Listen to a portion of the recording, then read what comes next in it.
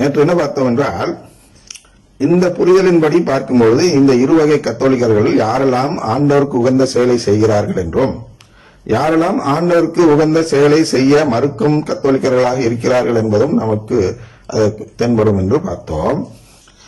இந்த செயலை செய்வதன் மூலமா, அதாவது எந்த செயலை செய்வது மூலமா, பிரைஸ் தி லார்ட் சொல்றது மூலமா.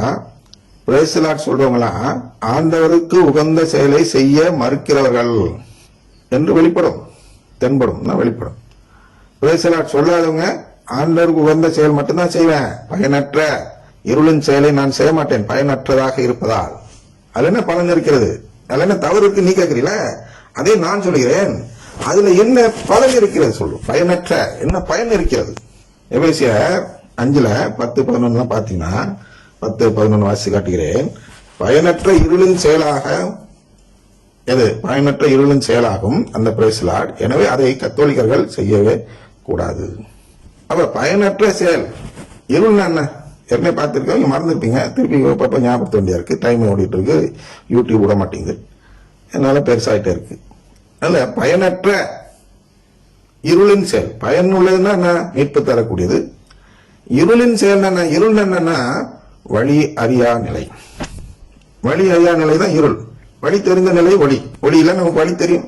ரைட்ல போறோமா, லெப்ட்ல போறோமா, இடிக்க போறோமா, மேல கத்திய இதுல தொங்கி அறுந்து உழவ போதா, இதெல்லாம் நாம் ஒளியில் கண்டறிந்து விட முடியும். இருளில் தெரியாது. எப்போ வேணாலும் கத்தி மேல நடக்கலாம். உங்களுக்கு புரியுற மாதிரி சொன்னா, ஆசிட் பார்த்த குழியில், ஆசிட் உள்ள குழியில விழுந்து இறந்து விடலாம், இருள நடக்கிறன்னு. அதான் இருளின் செயல். எங்க போறேன் எப்படி போறேன்னே தெரியாம ஒரு செயலை செய்யாதீர்கள். அதான் சொல்ல பிரைஸ் தி லார்ட் சொல்லுங்க. எப்ப சொல்லணும்? நீங்க விளக்கம் சொல்லுங்க. எப்படி பிரைஸ் தி லார்ட் எனக்கு மீட்பு தரும்? கடவுள் குடும்பத்தில் சேர்வதற்கு பிரைஸ் தி லார்ட் எந்த விதத்துல உதவுது? கடவுளை புகழ்வது தவறா ரைட்டா, அது பிரச்சனை இல்ல. பயனற்ற இருளின் செயல்னா அதுல ஒன்னும் நீங்க செய்யறது பாவம்னு சொல்லல. பயனில்லாத செயலை செஞ்சாலே பாவம் சொல்றாரு. நீ மனித சட்டங்களை கடைபிடிக்கலன்னா பாவம்னு அப்படி சொல்லல பவுலடியா. அவர் என்ன சொல்றாரு? உனக்கு மீட்புக்கு உதவாத ஒரு செயலை நீ அறியாமையில் செய்தால் அது பாவம். அறிந்து கொள், அப்புறம் என்ன செஞ்சுக்கோ, அது பிரச்சனை இல்லை. நீங்க மீட்புனா என்னன்னு தெரிஞ்சுங்க. தெரிஞ்சுட்டு நீங்க பிரைஸ் தி லார்ட் சொல்லுங்க, அறுமுறையாக நடத்துங்க, அது பிரச்சனை இல்லை. தெரியலாம இப்படி போயிட்டு மாட்டிட்டு இருக்காங்க, அது பாவம். பயனற்ற இருளின் செயலாக இருக்கிறது. நீங்க மீட்புனா என்னன்னு தெரியாத வேணும், நீங்க இருளில் இருக்கிறீர்கள். அந்த இருளில் இருப்பவர்கள் செய்யக்கூடிய செயல் மீட்பை தரவில்லை என்றால் அது பயனற்ற செயல். அதுதான் அறுவடை இயக்கத்தில் நடக்கிறது. அங்க இருக்கக்கூடிய ஒருத்தர் கூட மீட்புனா என்னன்னு தெரியாது.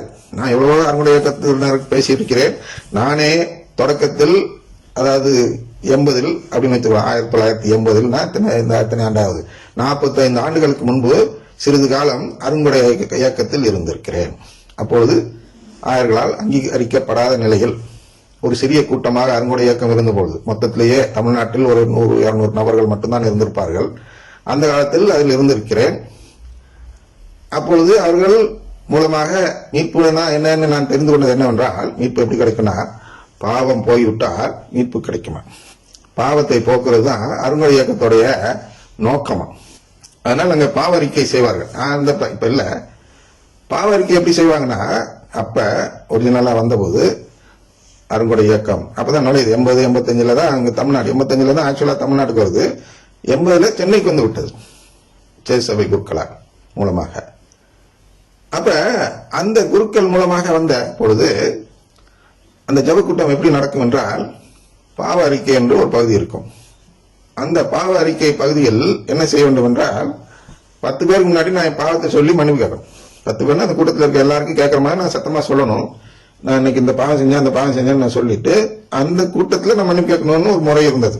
இப்ப அது இல்ல, அது வச்சாக்க எல்லாம் ஓடி போயிடுவாங்க. அருங்குடைய ஒத்தனை இருக்க மாட்டான், அது அடுத்த பிரச்சனை. அதனால இதுல ஆள் சேராம பேருன்னு பயந்துட்டு தான் அதை எடுத்துட்டாங்க. வேண்டாம், இது எல்லாரையும் பாதிக்குது அப்படின்னு சொல்லி அந்த முறையை எடுத்துட்டாங்க.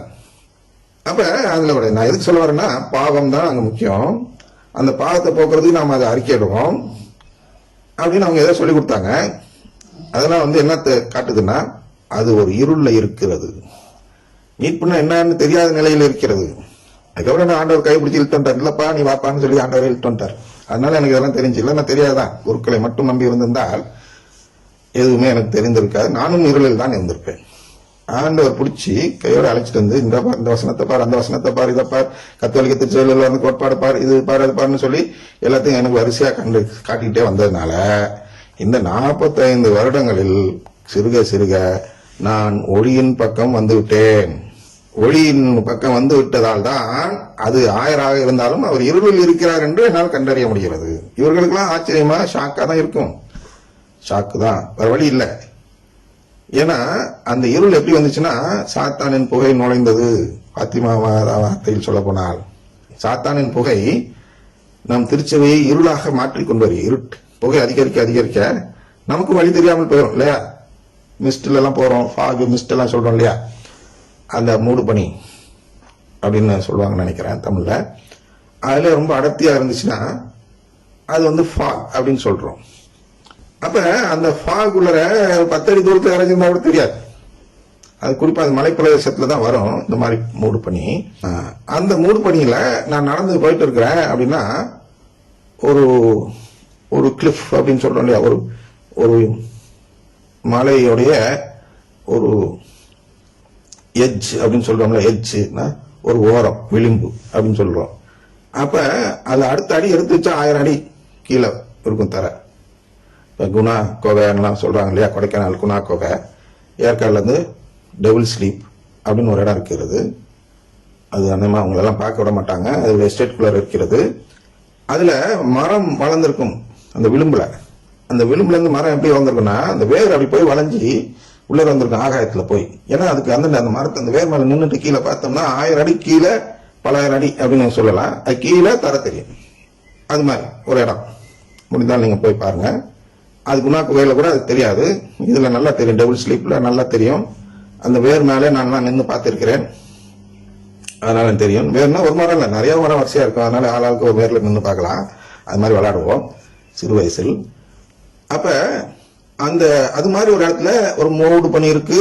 அது வந்து ஒருத்தர் புதுசா ஒருத்தர் வராரு தெரியல அப்படின்னா, அந்த எப்படி அடுத்த அடி எடுத்து வச்சா கீழே விழுந்துருவாங்களோ அது போன்ற நிலை இருப்பதுதான் இருள்.